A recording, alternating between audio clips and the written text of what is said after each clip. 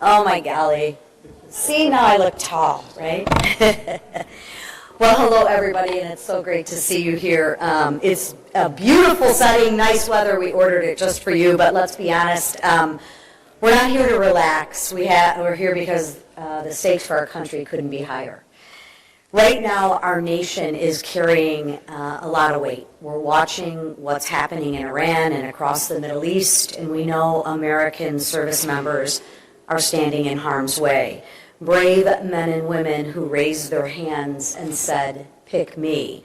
They volunteered to protect this country and defend freedom, and that kind of sacrifice reminds us just how serious this moment is. At the same time, we're carrying the responsibility of turning our economy around. The truth is, the Biden administration left this country in a hole. Inflation hammered families.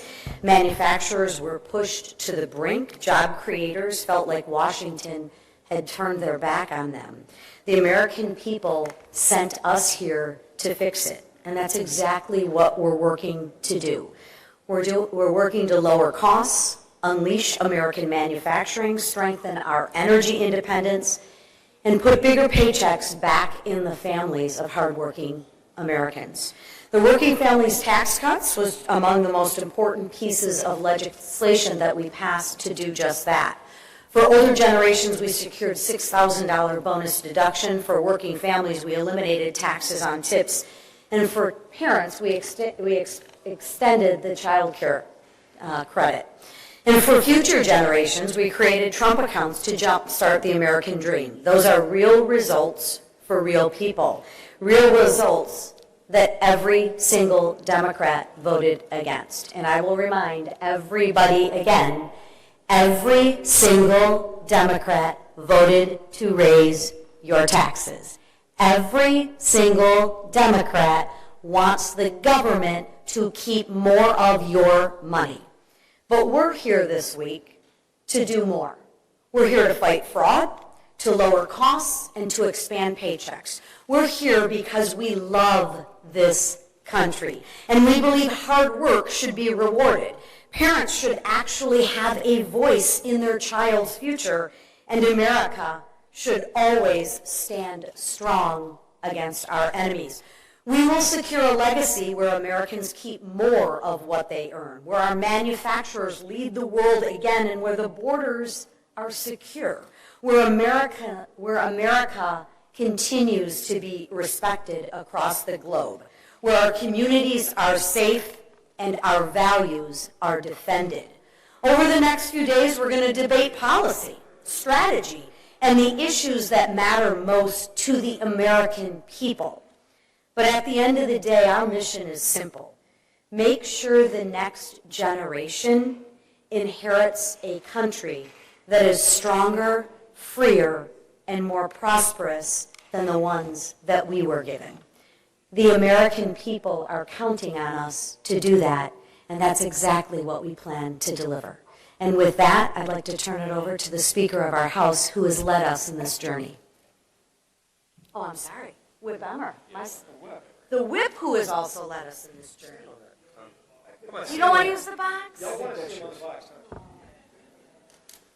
Yeah. Thank you, Lisa, I think. From the start of the 119th Congress, House Republicans hit the ground running to enact President Trump's America First agenda.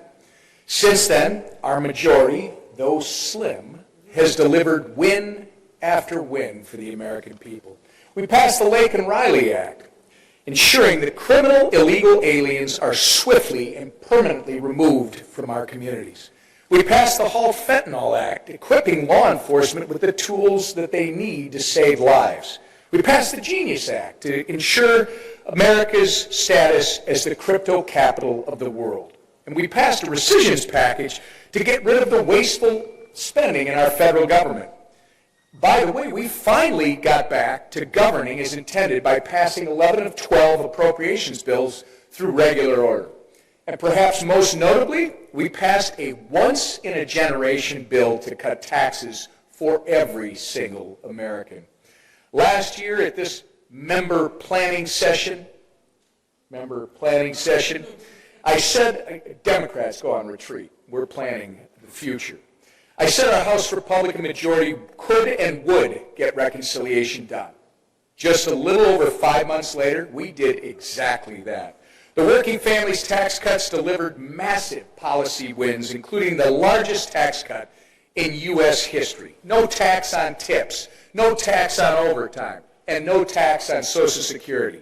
Working families are keeping more of their hard-earned money in their pockets because Republicans got it done.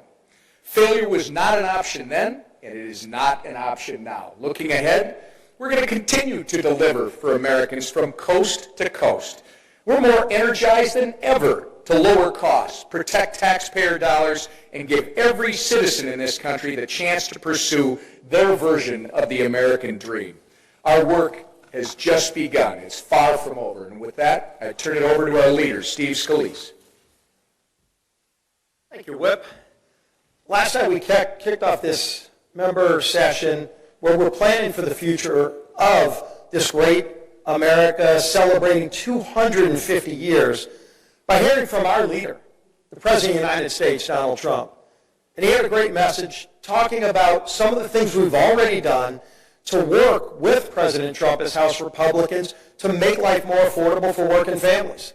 Something we set out to do starting last January, and we've been doing it because we had a lot of mess to mop up from 4 years of Joe Biden. Let's not forget the record high inflation, record high interest rates, costs through the roof. Democrats never wanted to talk about affordability when they were jacking up costs on all families, making housing unaffordable for families, opening up our border and letting violent criminals come into this country. And President Trump ran to fix that, and we as House Republicans ran to work with him to fix those problems for working families, and we've been delivering. And make no mistake, this work is far from finished. We're just getting started, and we're delivering real results for families. They're finally starting to see costs start coming down.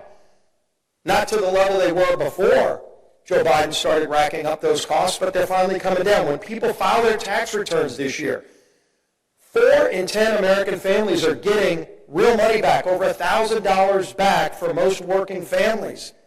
And every Democrat voted against that money being put back in the pockets of working families. Think about this for senior citizens. Senior citizens are seeing a $6,000 tax credit, which for 85% of seniors means they're not going to pay any taxes on Social Security. It's a great benefit for senior citizens. Not millionaires and billionaires. These are seniors who work their entire lives and living on fixed income, and they're finally getting something back. And every Republican delivered on that. Every single Democrat, House and Senate voted no. And so that is the contrast that we're laying out as we're planning additional things that we're working on to fix more of the mess that Joe Biden left behind. And there's a lot of bills that are sitting over in the Senate. We're going to be sending them more bills. Our committees, all the chairmen are here, and our members are going to be talking and hearing from all the chairmen about things that we're going to continue to do. We're working on a farm bill, just came out of committee to help America's farmers across the nation. We've got a really important housing bill we passed over to the Senate. The Senate's got a different version. Chairman Franchilla and his members are going to be working to hopefully find a common ground to make housing more affordable for families. You look at what we've done, again, on so many different issues to finally get control over spending, not just rooting out waste, fraud, and abuse, but to put more money back in the pockets of working families, to get this economy moving again. It's not been easy. Part of the reason it's not been easy is because every step of the way, the Democrat Party, who is a rudderless ship these days, has been voting no on every single issue because they wake up every day and their only motivation, their only agenda is to block anything Donald Trump does because they hate the president. Look at what their own elected leader said. They really don't have a leader right now in the nation amongst Democrats, but their elected leader in the House basically said the Iran mission was going to end in failure. Just think about that for a second. You've got a mission going on where men and women in uniform are risking their lives to take out the world's largest sponsor of terrorism, which everybody acknowledges, the threat that Iran posed, trying to get a nuclear weapon. But they had been killing hundreds of Americans for decades. and they want it to end in failure? That's insane. That's what we're working against right now. We shouldn't have to be working against that as House Republicans, but that's okay. We're going to keep our focus as House Republicans on working with President Trump to make life more affordable for working families. If Democrats want to keep voting no, the voters are going to have something to say about this in November. Man who's been working tirelessly, not only on the agenda, but going all around the country to spread this message is our Speaker, Mike Johnson. Thank you, Mr. Leader. Thanks to all of you for being here. It's great to see a good crowd here in Florida for our annual House Republicans Issues Conference, 2026 conference, and it's a really important time for us. We're grateful to the Congressional Institute for hosting this opportunity each year, and it couldn't be more important than it is right now. So among the issues at the Issues Conference, of course, we're talking about the policy and what our agenda will be for the remainder of this year, and of course the politics as well, and how all this blends together. I know you all have inquired about our agenda going forward, and we're finalizing the plans. I use football metaphors a lot, as you know. I'm an LSU guy, and we have a big playbook of plays, and as a team, we are corralling together for the next couple of days to try to make the final plan on which plays we're actually going to run in the remaining quarters of this game. Did I extend the metaphor far enough? That's where we are, okay? It's a very important time. To put it simply, in a very straightforward manner, our mission, our game plan is obvious, and that is that we have to defy history and grow our majority, which we will do, and we've got to continue saving the country. House Republicans are working hand in hand with President Trump and his administration to bring down the cost of living for hardworking American families. We have done an extraordinary amount of work in that regard, and there is much more work left to do. And so that's what we work on every day. And this team is committed to that resolve. And defying history to win the majority is not a simple task, but it is one that we will do. And you have to remember, because all of you track this and you report on it, you keep the progress reports, this House Republican majority has defied expectation and historical trends and conventional thought virtually every single day that we've been governing. And we will do it again. It would be a very foolish thing to vote against us. That's my advice to you, okay? This is a contrast election, and we're really excited about that because the contrast is as stark as it has ever been. There is a wide chasm between these two political parties. This is not your father's Democrat Party, as we say all the time. This party is run by Marxists, open socialists, the far left insurgent politicians and the activist base, and they're pushing the party all the way over the edge, and they've left America behind. When we say a contrast election, we say it very simply, as the president said it so well and so clearly at the State of the Union. This is a contest between normal and crazy, between common sense and crazy. And we have lots of examples. I mean, you could go down the list to look at all the issue sets. I was just taking notes in our last session and everything that everybody brought up in the upcoming election. The question that we ask to every voter in every district around America is, do you want to elect a party that will secure the borders or reopen the borders wide to allow dangerous criminal illegal aliens and known terrorists to come into the country and set up sleeper cells? Do you want to cut your taxes? You want to elect a party that will continue to reduce your taxes, bigger paychecks, and bigger tax refunds? Or do you want to elect the party that will raise your taxes as they vow to do? And, by the way, applauded for themselves at the State of the Union. The only time the Democrats stood up and applauded themselves at the State of the Union was for their vote to raise your taxes. Do you want to vote for the party that is going to secure the cities of this country and towns, or the party that stands for policies that increase crime? Do you want to vote for the party that will secure elections, or the party that will undermine our system? Do you want to vote for the party that will protect women and girls' sports, or the party that wants to bring men back into those arenas? Do you want to vote for the party that will protect children, or the party that wants to return to transgender mutilation surgery for children? These are the choices. It is a choice election. It is a contrast election, again, between common sense that the Republicans have demonstrated and work for every day, or, frankly, crazy. I think we know where the American people are. Democrats have put up a fight and tried to stop us, but despite having the smallest majority in modern congressional history, with all the challenges that comes to that, we've still gotten the job done. And I would much rather be us than them going into this election cycle. Because Democrats, as noted, have no message, they have no vision, they have no leadership. They're guided solely by retribution and their blinding hatred for Donald Trump. And that is not a winning message when you go into an election year. Cory Booker announced this week that he's introducing a bill to increase the standard deduction for lower and middle class and middle income families. We've noticed that Democrats acknowledge that Republican policies are working. I got news for Senator Booker. It's very interesting, since he and every House and Senate Democrat had opportunities to vote for the most transformational tax cuts in American history earlier this year, and every single one of them voted against it. Democrats had opportunities to vote for significant tax relief for lower and middle income families. That's what we did. To vote for tax relief for seniors. That's what we did. Tax relief for tipped and overtime workers. We did that. An increased child tax credit. Increased family and medical leave. An abundance of other pro-business, pro-labor tax incentives. We voted for that. That was Republican legislation that we put on the floor and passed with no Democrat help. They voted against every single one of those things. And there's a political price to pay for that. We plan to spend the next 8 months reminding the American people of those facts. Now look, the Democrats' record is as dangerous as it is shameful. And we would be remiss if we did not address the shutdown of the Department of Homeland Security right now. Over the weekend, 2 aspiring terrorists, as you've seen, threw homemade bombs into a crowd of protesters in New York City. I won't even comment on how badly the media has misled the American people with coverage of that story, but let's talk about the reality. The more important point is that 2 terrorists nearly killed dozens of people with bombs, and the agency of the government that is specifically tasked with defending our homeland from exactly those types of threats is currently shut down, thanks to Democrats in Congress.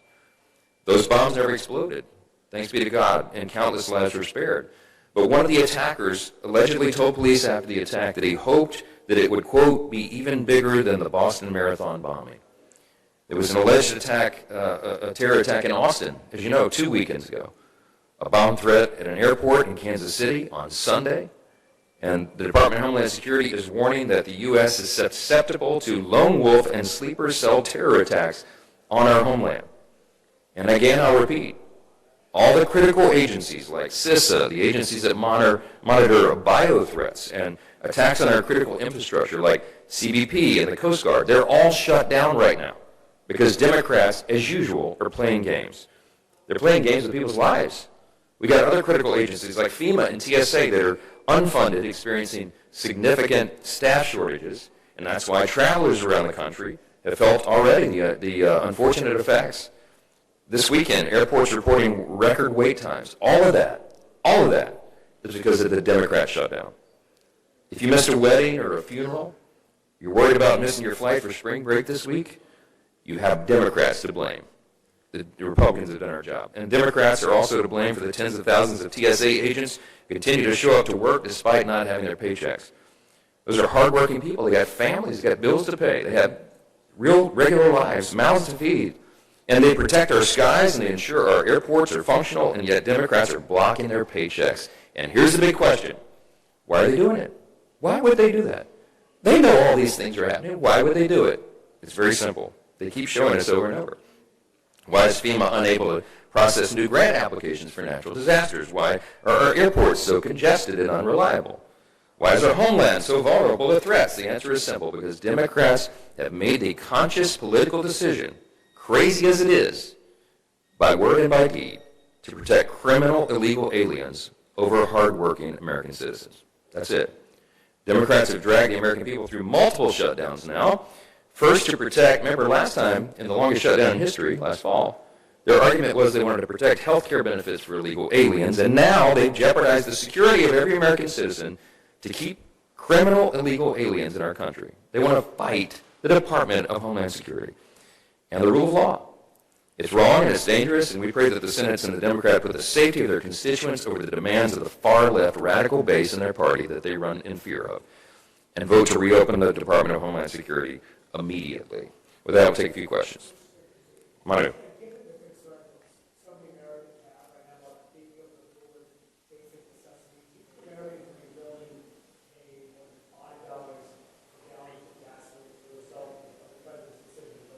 No, the hostilities and the military operation in Iran is limited in its scope. The president has said as recently as several hours ago that it will be over soon. It's been remarkably successful. I think I saw the number, over 5,000 targets struck in that country. The leadership of the country, the regime has been turned over to a next generation. Who knows how long that will go? But they're holding the people back. They've killed tens of thousands of their own citizens. And importantly, for America, the reason this is in America's interest is because they were going to strike us. And they have been at war with us. Iran declared war on us for the last 4 decades. They said they wanted to wipe Israel off the face of the map, and they wanted to hit us as the great Satan. They have killed American citizens. They have fired upon our service members over there in our installations. Enough. But I think that this current operation was by design limited in scope and mission. I think the mission is being achieved, is nearly completed, and the commander-in-chief himself said in the last 24 hours it will come to a close. So gas prices will readjust after that. You know, most of this is because the Strait of Hormuz has been closed by the regime down there, but it will be reopened, and it will take a couple of weeks, but gas prices will come back down. Remember, they were down almost $2.50 a gallon on a national average under President Trump, when under Biden they were at almost $5 a gallon. So this is a temporary blip in an extraordinary trend of a return to American energy dominance. The evidence speaks for itself, and it will continue to. Olivia.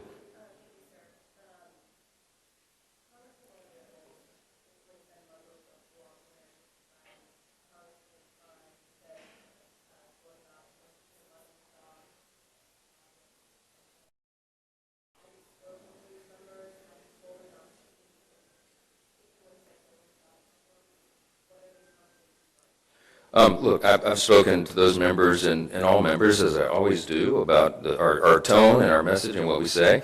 There's a lot of energy in the country and a lot of popular sentiment that the demand to impose Sharia law in America is a serious problem. That's what animates this, and that's the the language that people use is different language than I would use, but I think that that's a serious issue. Sharia law and the imposition of Sharia law is contrary to the U.S. Constitution.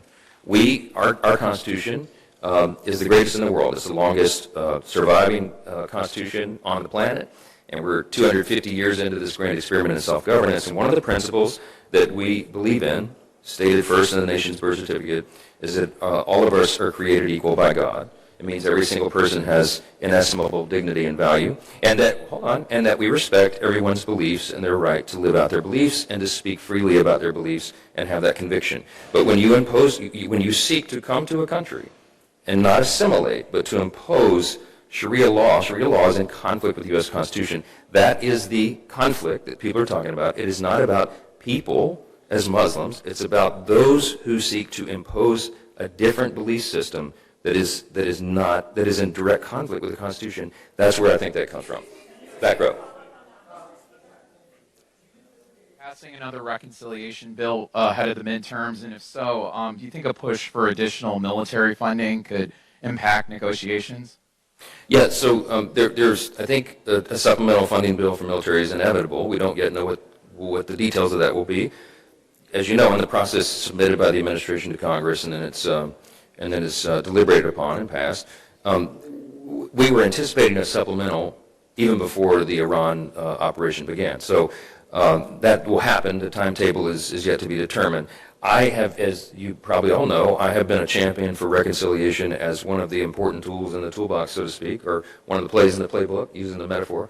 I think that we can come together if you envision a Venn diagram as I do. What are those handful of issues that are in the center of those concentric circles that is something that every Republican can agree on, that is great things for the country. I think that the central theme of all of this is we are going to continue to have our sleeves rolled up every day working to lower the cost of living for everyone, because it's a central issue.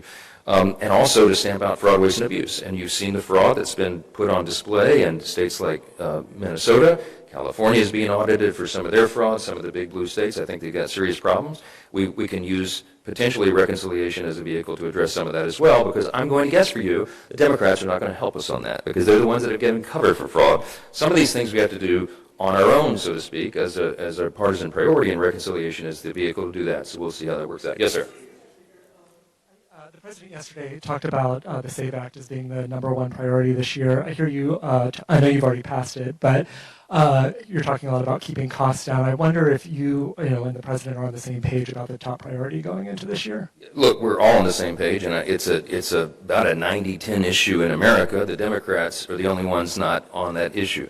You think of what that bill has entailed, and when we passed the SAVE Act twice out of the House, and now the Save America Act, and the Save America Act in its current form, the one in the Senate right now that we sent over, basically only you have to supply proof of citizenship to register to vote and a simple photo ID to do that, to vote.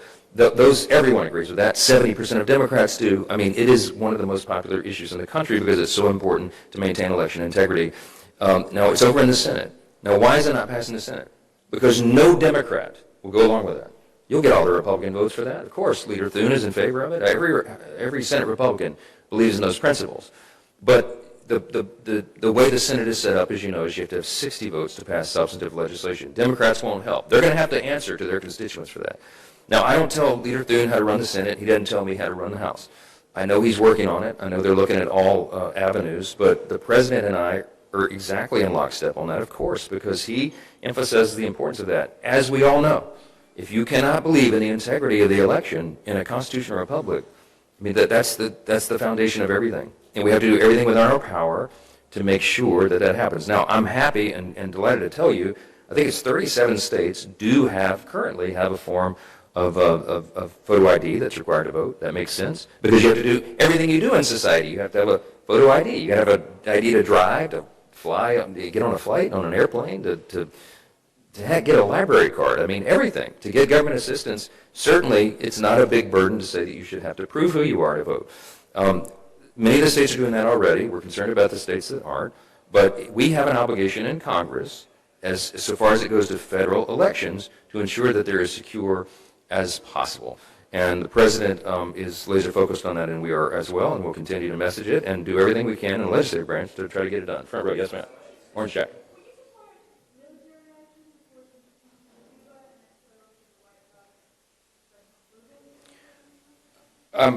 This is a new topic that everyone's been debating. Look, I don't think there's a necessity. I don't think there's the appetite to put boots on the ground in Cuba. I think some of this happens organically. I think the system is in the process of collapsing because it's a socialist regime, and those experiments never work. Note Mayor Mondami. But listen, if it happens that there's a regime change there, we don't need American troops there. I don't believe we do. I think that will happen, and they'll be looking to change things, and maybe they'll be driving vehicles, that were manufactured later than 1952, very soon, and that would be great. Look, they're a close neighbor. They're 90 miles from Key West. I mean, they're a close neighbor, and it's in our neighborhood in the hemisphere. The president, because of his strong leadership, brought together the Security for the Americas new initiative to take care of narco-terrorists and ensure that in our hemisphere we're safe and secure, and there's so many countries bought in on that. Cuba will be a big topic of discussion, and we hope that it works out well. But should we be sending a bunch of American troops there? I don't think there's a necessity for that. So that answers the question. Thank you all for being here.